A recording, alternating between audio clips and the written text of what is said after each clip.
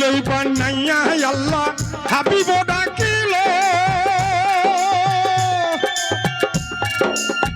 বানাইয়া আদম তো মুহাম্মদ বানালো বানাইয়া আদম তো মুহাম্মদ বানাইলো তোর পররে মুমিন লা ইলাহা ইল্লাল্লাহ